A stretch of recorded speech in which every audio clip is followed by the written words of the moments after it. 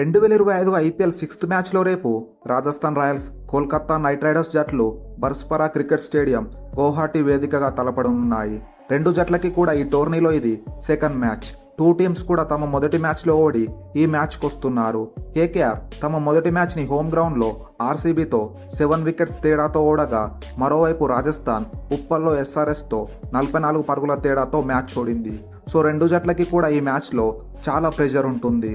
టోర్నీలో ముందుకెళ్లాలంటే two టీమ్స్కి must win match కాబట్టి thrilling contest అయితే ఎక్స్పెక్ట్ చేయొచ్చు. సో ఈ వీడియోలో మనం head to head, stadium IPL stats, pitch report, team combinations, రెండు జట్ల ప్లేయింగ్ ఎలెవెన్స్ చూద్దాం. సో వీడియో అయితే చాలా ఇంట్రెస్టింగ్గా ఉండబోతుంది. సో ఎక్కడ కూడా స్కిప్ చేయకుండా ఎండ్ వరకు చూడండి, మీకైతే వాల్యుబుల్ ఇన్ఫర్మేషన్ దొరుకుతుంది. సో ఏమాత్రం లేట్ చేయకుండా let's get in to the video. మొదటగా ఈ రెండు జట్ల మధ్య ఐపీఎల్లో హెడ్ టు హెడ్ చూసుకుంటే సమ ఉజ్జీలుగా ఉన్నారు. మొత్తం 30 మ్యాచ్ల్లో తలపడితే చెరో 14 మ్యాచ్లు గెలిచి ఈక్వల్గా ఉండగా 2 మ్యాచెస్లో రిజల్ట్ రాలేదు. కానీ లాస్ట్ 5 మ్యాచెస్లో చూసుకుంటే రాజస్థాన్ డామినేషన్ కనిపిస్తుంది.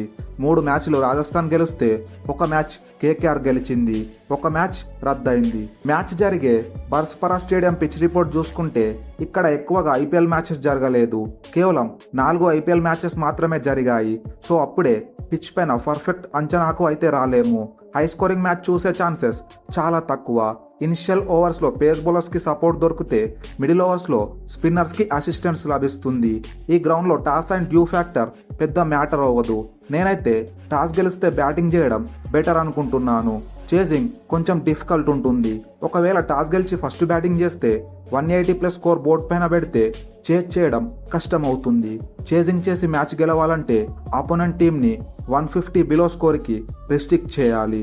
బర్స్పరా స్టేడియం ఐపీఎల్ స్టార్స్ చూసుకుంటే ఇక్కడ కేవలం 4 ఐపీఎల్ మ్యాచ్లు మాత్రమే జరగగా, ఇందులో ఫస్ట్ బ్యాటింగ్ చేసిన టీం 2 మ్యాచెస్ గెలిస్తే చేజింగ్ టీం 1 మ్యాచ్ గెలిచింది, 1 మ్యాచ్ రిజల్ట్ రాలేదు.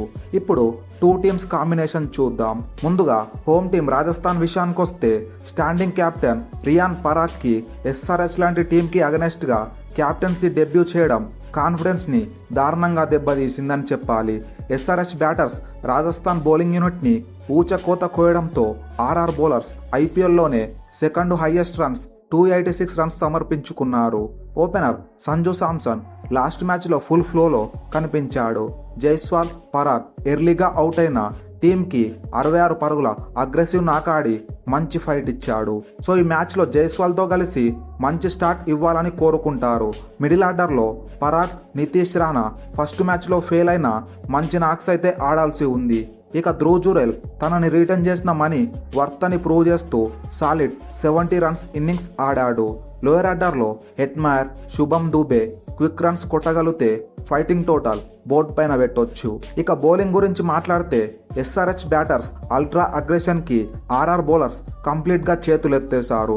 ప్రతి బౌలర్ ఎకానమీ 11+ ఉంది. సో ఈ మ్యాచ్లో స్ట్రాటజీ అండ్ అప్రోచ్ గురించి రీథింక్ చేసుకోవాల్సి ఉంది. మెయిన్ బౌలర్ అనుకున్న జోఫ్రా ఆర్చర్ 4 ఓవర్స్లోనే 76 రన్స్ కన్సిడర్ చేసి ఐపీఎల్లోనే హైయెస్ట్ రన్స్ కన్సిడర్ చేసిన బౌలర్గా చెత్త రికార్డ్ మూటగట్టుకున్నాడు. పవర్ ప్లేలో ఫరూకీ, తీక్షణ ఎర్లీ వికెట్స్ తీస్తే స్కోరింగ్ రేట్ని కంట్రోల్లో ఉంచుకోవచ్చు. కేకేఆర్తో మ్యాచ్కి ఆర్ఆర్ సేమ్ ప్లేయింగ్ ఎలెవెన్తోనే వచ్చే ఛాన్సెస్ ఉన్నాయి. ఇంపాక్ట్ ప్లేయర్గా చేజింగ్ చేస్తే సంజు శాంసన్, ఫస్ట్ బ్యాటింగ్ చేస్తే ఫజల్ అక్ ఫరూకీ లేదా వనిందు హసరంగాలలో ఒకరు రావచ్చు. ఇప్పుడు కోల్కతా విషయానికి వస్తే డిపెండింగ్ ఛాంపియన్స్గా ఈ సీజన్ ఆడుతున్న అజింక్య రహానే క్యాప్టెన్సీలోని కేకేఆర్ ఇటు బ్యాటింగ్లో అటు బౌలింగ్లో డిసప్పాయింట్ చేసి గెలిచే మ్యాచ్ని ఓడిపోయారు. ఈ వికెట్ పైన పార్ స్కోర్ కంటే తక్కువ కొట్టి బాల్తో ఆర్సీబీ బ్యాటర్స్ని ఇబ్బంది పెట్టలేకపోయారు. బ్యాటింగ్లో ఓపెనర్ క్వింటన్ డికాక్ ఎర్లీగా అవుట్ అయిన మరో ఓపెనర్ సునీల్ నారాయణ్, స్కిప్పర్ రహానే 44, 56 పరుగుల నాక్స్తో సెకండ్ వికెట్కి 103 పరుగుల పార్ట్నర్షిప్ బిల్డ్ చేశారు. 10 ఓవర్లలోనే కేకేఆర్ 107 పరుగులు కొట్టడంతో ఈజీగా 230+ స్కోర్ వస్తుందనిపించింది. కానీ ఇక్కడే ఆర్సీబీ బౌలర్స్ బ్రిలియంట్ కంబ్యాక్ చేసి రెగ్యులర్ ఇంటర్వెల్స్లో వికెట్స్ దిగడంతో 174 పరుగులకే రిస్ట్రిక్ట్ అయింది. మిడిల్ ఆర్డర్లో వెంకటేష్ అయ్యర్, రఘువంశీ, లోయర్ ఆర్డర్లో రింకు రసెల్ ఫెయిల్ అయ్యారు.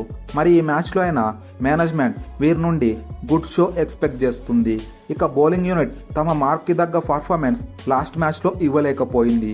న్యూ బాల్తో Vaibhav Arora, Spencer Johnson struggle అవ్వగా మిడిల్ ఓవర్స్లో వరుణ్ చక్రవర్తి 1 వికెట్ తీసిన ఎక్స్పెన్సివ్ ప్రూవ్ అయ్యాడు. కేకేఆర్ టీంకి spinners Narine, Varun key bowlers.